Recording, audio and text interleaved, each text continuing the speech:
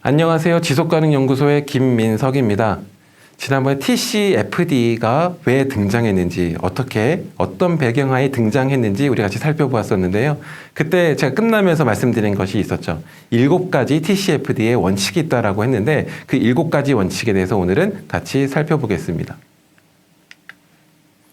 복습 한번 간단히 하겠습니다. TCFD는요, 2015년에 만들어졌다고 말씀을 드렸었고요. TCFD는 기후변화와 관련돼서 기업이 어떻게 대응하고 있는지 그런 것들을 공시해라라고 해서요. FSB라는 금융안정위원회에서 만든 그런 기관이다라고 말씀을 드렸죠. 이 TCFD는 그래서 크게 4가지 기본적인 요소를 가지고 있는데 거버넌스와 전략, 그리고 위험관리, 리스크 매니지먼트, 마지막으로는 그런 지표와 목표에 대해서 공시할 것을 이야기를 하고 있다라고 말씀을 드렸었어요. 우리 다음 장 한번 살펴보시면요. 여기까지 아마 기억을 다 하실 것 같습니다. 그런데 이때 오늘은 지난번에 그 TCFD 등장 배경과 함께 공시에 대한 기준의 7가지 원칙이 있다라고 말씀드렸었는데요. 지금 말씀드리는 이 원칙은 TCFD뿐만이 아니라 다른 공시 기준도 거의 동일하게 사용되고 있는 원칙입니다. 그래서 TCFD에서 요구하고 있는 공시의 기본 원칙 7가지를 잘 이해를 하시면 나머지 다른 공시 기준에 대한 또는 다른 평가 기준에 대한 그러한 기본 원칙들도 이해하시는 데는 크게 무리가 없을 것 같습니다. 그래서 오늘은 7가지 원칙 설명드릴게요. 옆에 7가지 원칙 파란색으로 이 표가 보이실 건데요. 이 파란색 표를 하나씩 살펴보시면 1번부터 7번까지 나와 있습니다. 각각에 대해서 1번부터 7번까지는 우리가 내용이 좀 많아서요. 지금 우리가 유튜브로 촬영을 하고 있는데 너무 긴 시간, 또 1시간 동안 이렇게 하면 재미가 없잖아요. 다 끝까지 보시지도 않을 것 같아서 7가지 요소를 우리가 좀 쪼개서, 분량을 좀 쪼개서 설명을 드리고자 하는데요. 오늘은 그에 앞서서 7가지 원칙이 무엇인지 간단히 설명을 드리고자 합니다. 옆에 본격적인 이 7가지 기본 원칙을 설명드리기 전에 오른쪽에 왜 그러면 이러한 것들을 개발하게 된지, 기본 원칙을 왜 만들게 되었는지 같이 우리가 살펴볼 필요가 있는데요. 옆에 적어봤습니다. TCFD는 효과적인 공개를 위한 일련의 원칙을 개발했다라는 겁니다. TCFD는 기업이 얼마나 지속가능 경영을 잘하고 있는지, ESG 측면에서 그 기업이 얼마나 투명하게 공개하고 있는지를 강조하고 있는데, 그러기 위해서는 좀 효과적으로 공개를 할 필요가 있다는 거죠. 제가 지난번에 말씀드렸었는데요. 할 거면 제대로 해야 되고 안 할 거면은 ESG 경영 아예 시작 안 하는 게 더 나을 수도 있다라고 말씀을 드린 바 있었었는데 그 이유가 제대로 한다라는 것은요.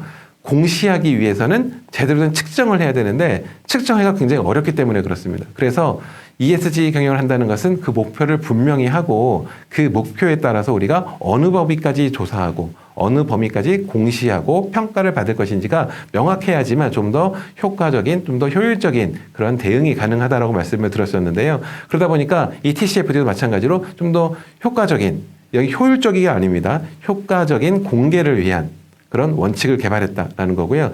시간이 지나면서 기후변화 관련 재무보고 방식은 계속 바뀌겠죠. 지금까지는 우리가 지금도 정량적인 것들을 최대한 보여주려고 노력하고 있는데요. 정성적인 것들을 정량적으로 바꾸려는 노력들을 하고 있잖아요. 근데 이 마찬가지로 시간이 지나면서 이렇게 평가하는 것들이 계속 개발이 되겠죠. 발전이 되겠죠. 그러다 보면은 지금 우리가 뭔가 하나를 기준을 만들어서 공시하더라도 앞으로 또 변할 수도 있다는 것은 여기서 인정을 하고 있습니다. 그리고 이러한 공개는 기후변화가 조직에 미치는 영향을 이해할 수 있도록 하고 고품질의 의사결정에 유용한 정보를 제공하는 데 도움이 될 거다. TCFD는 그렇게 희망하고 있는 것이죠. 그리고 TCFD의 공개 원칙은 재무보고를 위해 국제적으로 인정되는 다른 프레임워크와 대부분 일치한다. 초반에 제가 말씀드린 것처럼 TCFD의 이 7가지 원칙은 다른 공시 기준들과 거의 원칙을 유사하게 갖고 있다라고 설명드린 부분과 동일합니다. 그리고 질적, 양적 재무 정보의 특성과 FSB가 이 태스크포스를 설립할 때 강조한 것처럼요. 일관되고 비교가 가능하고 신뢰할 수 있고 그리고 명확하고 효율적이 된다. 이 5가지를 강조를 하고 있습니다.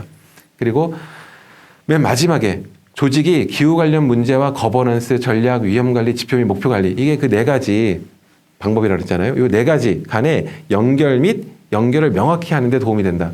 뒤에 각각의 또 설명을 드리면 더 지금 말씀드린 이러한 내용들이 이 6가지 원칙이 좀 더 이해가 되실 것 같은데요. 먼저 7가지 원칙이 무엇인지 오늘은 같이 또 설명을 드리겠습니다. 제1원칙입니다. 1원칙은요. 정보 공개는 관련 정보를 제시해야 합니다.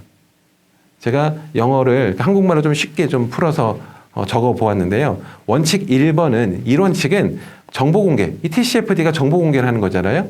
정보 공개를 하는 데 있어서 관련된 정보를 제시해야 된다는 게 1원칙이에요. 그럼 궁금하실 겁니다.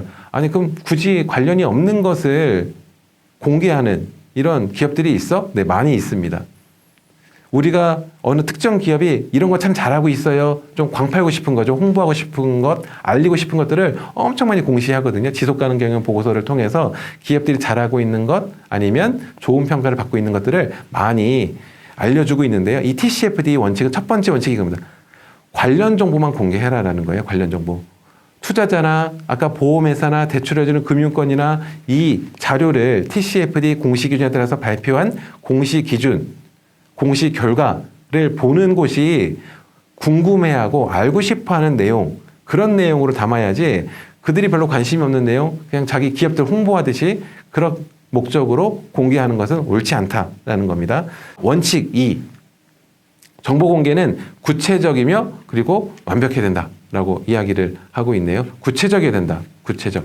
당연히 그렇겠죠. 투자자들이 그 기업이 얼마나 ESG를 잘하고 있는지를 보고 평가를 하고 좀 더 잘하는 곳에 안정적으로 투자하기를 원할 건데요. 공시하는 내용이 구체적이지 않고 그냥 좋은 게 좋은 거야 아니면 두리뭉실하게 표현이 되어 있으면 그러한 투자자 입장에서는 그런 것들을 판단하기가 어렵겠죠. 그래서 이제 구체적이어야 된다라고 이야기를 하고 있는 것이고요. 원칙 3번은요. 정보 공개는 명확하고 균형이 있으며 이해하기 쉬워야 된다라고 이야기를 하고 있습니다. 너무 당연하죠. 다 원칙이니까요. 너무 당연한 이야기를 써놓고 있어요. 근데 왜 이런 당연한 이야기를 써놨느냐. 많은 기업들이 당연한 것을 당연하게 안 하고 있기 때문에 다시 한번 강조를 하고 있는 건데요. 3원칙이 뭐라고요? 명확해야 된다. 균형이 있어야 된다. 그리고 이해하기 쉬워야 된다.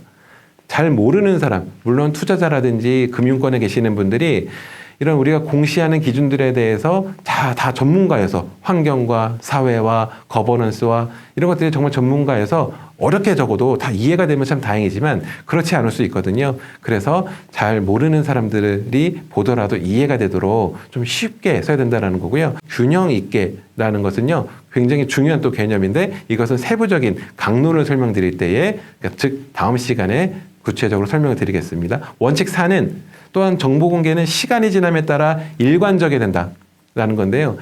기후변화만 하더라도요. 이게 1년 만에 또는 2년 만의 문제가 아니잖아요. 굉장히 오랜 기간 동안 발생되는 어떠한 문제가 되는데요. 매년 발표하는 우리 기업은 기후변화에 대해서 이런 거 했어요. 저런 거 했어요. 매년 이게 바뀐다라고 생각을 해보면 기후변화가 굉장히 장기적인 영향을 미치는 그러한 임팩트를 주는 것인데 요소인데요. 매년 측정 방법이 달라지고 매년 측정하는 요소가 달라지면은 투자자 관점에서는 정말 잘하고 있는지 못하고 있는지 알기가 어렵다는 거죠.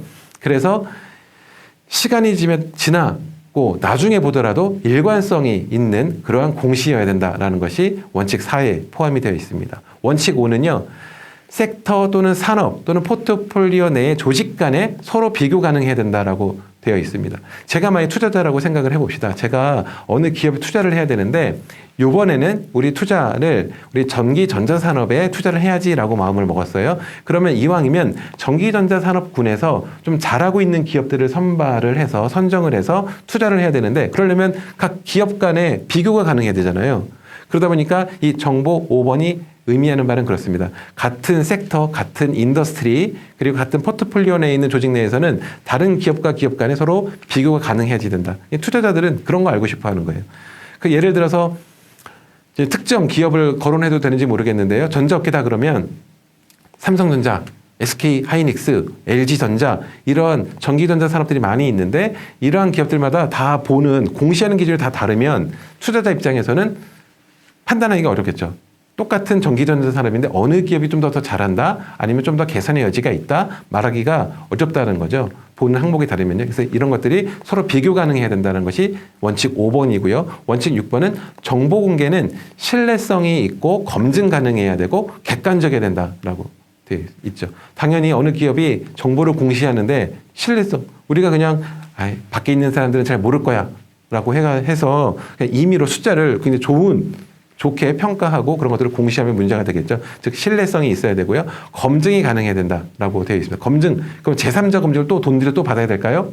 예, 이건 뒤에 설명을 또 드리도록 하겠습니다. 그리고 우리가 공시하는 그러한 데이터는 객관적이 된다. 우리가 임의적으로 판단하는 것이 아니라 이런 객관적, 누가 보더라도 공감할 수 있는 수긍이 되는 그러한 데이터들을 공시해야 된다는 거고요. 마지막 7원칙입니다. 7번째 원칙은요. 정보 공개는 적시에 제공되어야 합니다라는 기준입니다. 당연히 그렇겠죠. 투자자 관점에서는 또는 이 지표를 관심 있게 보는 사람들 입장에서는 이 기업이 얼마나 리스크가 있는지, ESG 측면에서 얼마나 위험 요소가 있는지를 알고 싶어 하는데요.